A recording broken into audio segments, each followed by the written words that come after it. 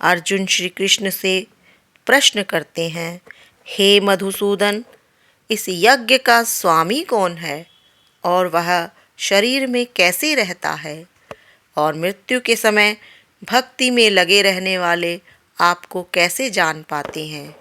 अधियज्ञः कथम कोऽत्र देहे अस्मिन् मधुसूदन, प्रयाण काले च कथम ज्ञेयोऽसि नियतात्मभयी।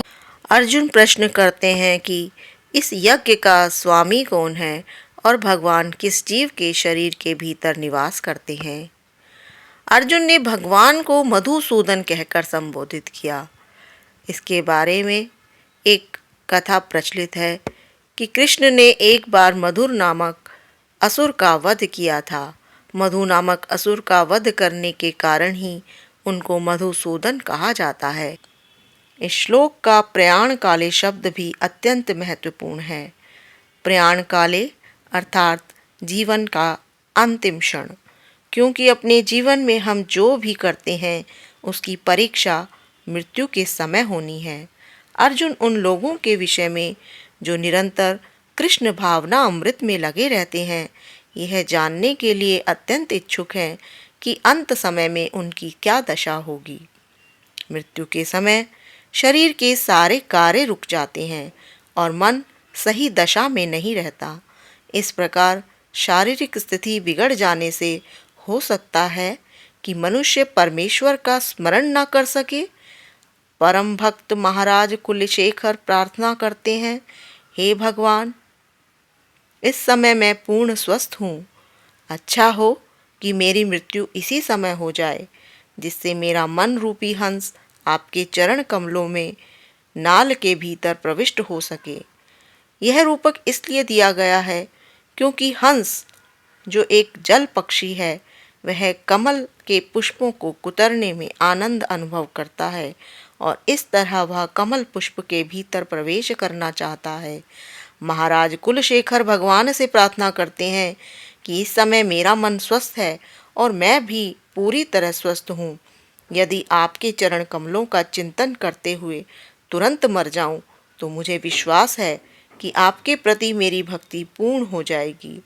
किंतु यदि मुझे अपनी सहज मृत्यु की प्रतीक्षा करनी पड़े, तो मैं नहीं जानता कि क्या होगा, क्योंकि उस समय मेरा शरीर कार्य करना बंद कर देगा, मेरा गला रुंध जाएगा और मुझे पता नहीं कि मैं आपके नाम का जप कर भी पाऊंगा या नहीं। अच्छा यही होगा कि मुझे तुरंत मर जाने दें। अर्जुन प्रश्न करता है कि ऐसे समय मनुष्य किस तरह श्री कृष्ण के चरण कमलों में अपने मन को स्थिर कर सकता है। श्री भगवान कृष्ण कहते हैं, अक्षरम ब्रह्म परम स्वभावो अध्यात्म उच्यते, भूत भावो उद्भव करो विसर्गः कर्म संज्ञितः।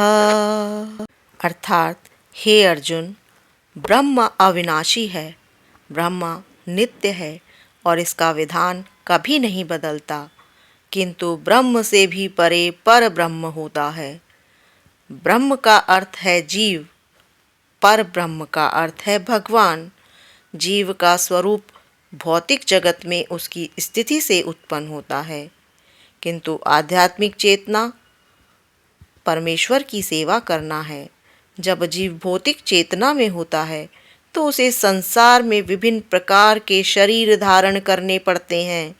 यह भौतिक चेतना के कारण कर्म अथवा विविध सृष्टि कहलाता है।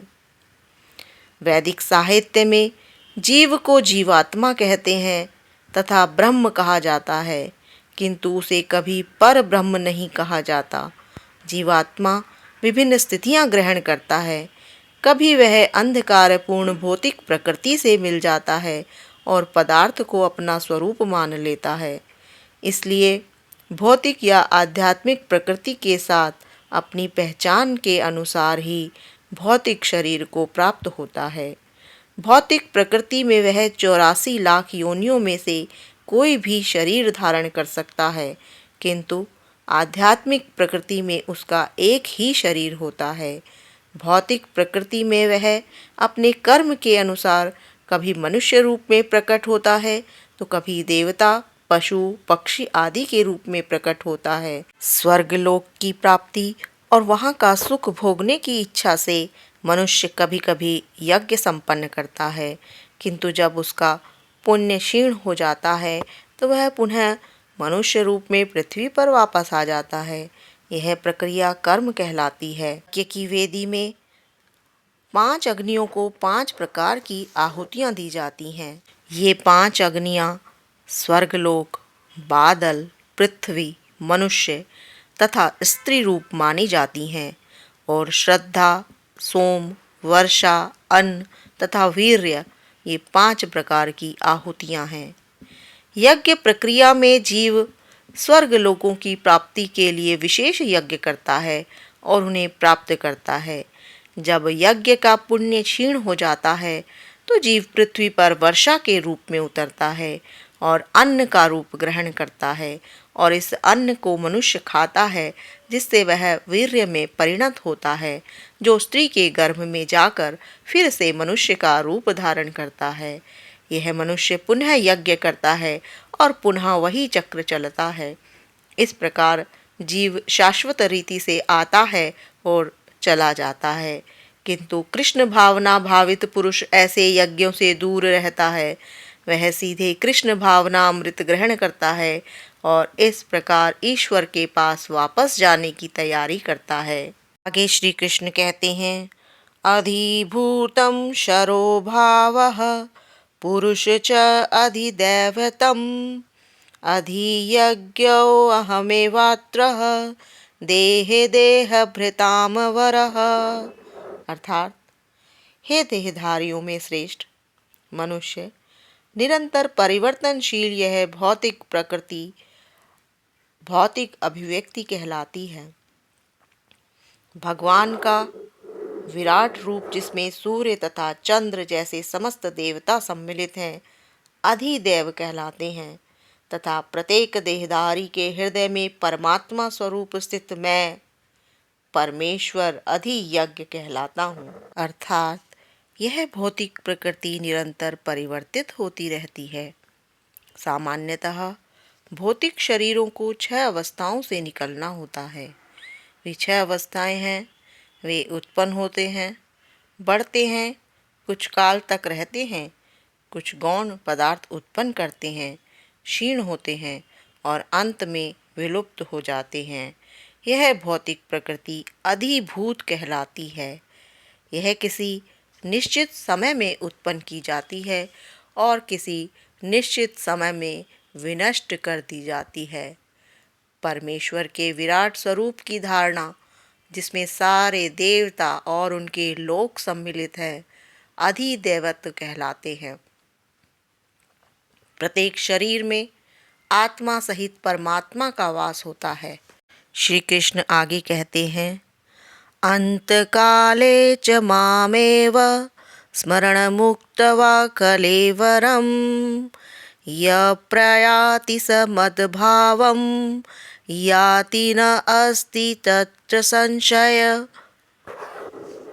जीवन के अंत में जो केवल मेरा स्मरण करते हुए शरीर का त्याग करता है, वह तुरंत मेरे स्वभाव को प्राप्त करता है, अर्थात मुझे प्राप्त करता है। इसमें रंच मात्र भी संदेह नहीं है। अतः मनुष्य को चाहिए कि जीवन के प्रारंभ से ही कृष्ण भावना अमृत का अभ्यास करे। यदि जीवन के अंत में सफलता वांछनीय है, सफलता चाहते हैं, तो कृष्ण का स्मरण करना अनिवार्य है। अतः मनुष्य को निरंतर हरे कृष्ण कृष्ण कृष्ण हरे हरे, हरे राम राम राम हरे हरे इस महामंत्र का जप करना चाहिए। भगवान चैतन्य ने उपदेश दिया है कि मनुष्य को वृक्ष के समान सहिष्णु होना चाहिए। हरे कृष्ण कृष्ण कृष्ण हरे हरे, हरे राम राम राम हरे हरे। इसका जप करने वाले व्यक्ति को अनेक व्यवधानों का सामना करना पड़ सकता है, तो भी इस महामंत्र का जप करते रहना चाहिए, जिससे जीवन के अंत समय कृष्ण भावना अमृत का पूरा पूरा लाभ प्राप्त हो सके। कृष्ण आगे कहते हैं, यम यम वा अपि स्मरण भावम त्यजन्ते कलेवरम तम तम वैति कौन्तेय सदा तत भाव भावितः। हे कुंती पुत्र, शरीर त्यागते समय मनुष्य जिस जिस भाव का स्मरण करता है वह उस भाव को निश्चित रूप से प्राप्त होता है।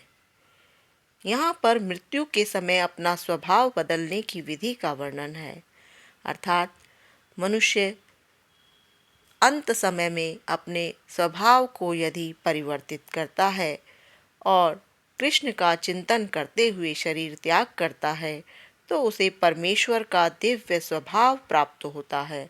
किंतु यह सत्य नहीं कि यदि कोई मृत्यु के समय कृष्ण के अतिरिक्त और कुछ सोचता है तो उसे भी दिव्य अवस्था प्राप्त होती है। हमें इस बात पर विशेष ध्यान देना चाहिए। तो फिर कोई मन की सही अवस्था में किस प्रकार मरे। महापुरुष होते हुए भी महाराज भरत ने मृत्यु के समय एक हिरण का चिंतन किया, अतः अगले जीवन में हिरण के शरीर में उनका देहांतरण हुआ। यद्यपि हिरण के रूप में उन्हें अपने विगत कर्मों की स्मृति थी, किंतु उन्हें पशु शरीर धारण ही करना पड़ा।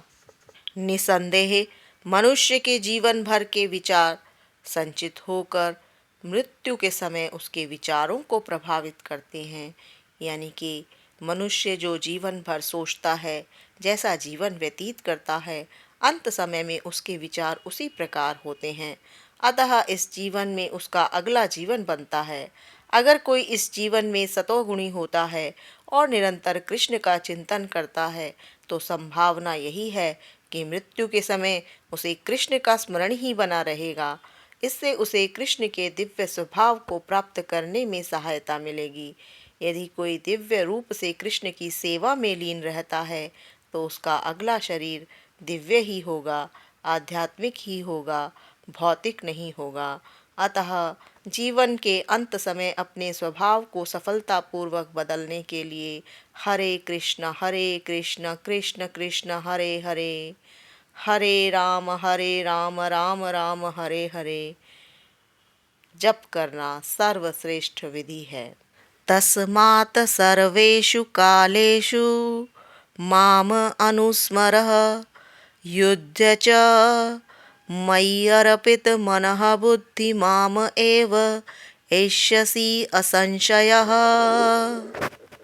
श्री कृष्ण कहते हैं, हे अर्जुन, तुम्हें सदा कृष्ण रूप में मेरा चिंतन करना चाहिए और साथ ही युद्ध करने के कर्तव्य को भी पूरा करना चाहिए।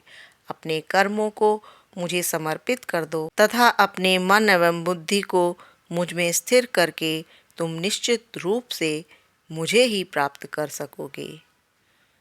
अर्जुन को दिया गया यह उपदेश भौतिक कार्यों में व्यस्त रहने वाले समस्त व्यक्तियों के लिए बड़ा महत्वपूर्ण है। भगवान यह नहीं कहते कि कोई अपने कर्तव्यों को त्याग दे। मनुष्य उन्हें करते हुए साथ साथ हरे कृष्ण का जप भी करे, कृष्ण का चिंतन भी करे। इससे उसका कल्याण संभव है। इससे मनुष्य भौतिक कल्मश से मुक्त हो जाएगा और अपने मन तथा बुद्धि को कृष्ण में प्रवृत्त करेगा। कृष्ण का नाम जप करने से मनुष्य परम धाम कृष्ण लोक को प्राप्त होगा, इसमें कोई संदेह नहीं। राधे राधे, कृष्ण कृष्ण, राधे राधे। हरे रामा हरे कृष्णा, हरे रामा हरे कृष्ण।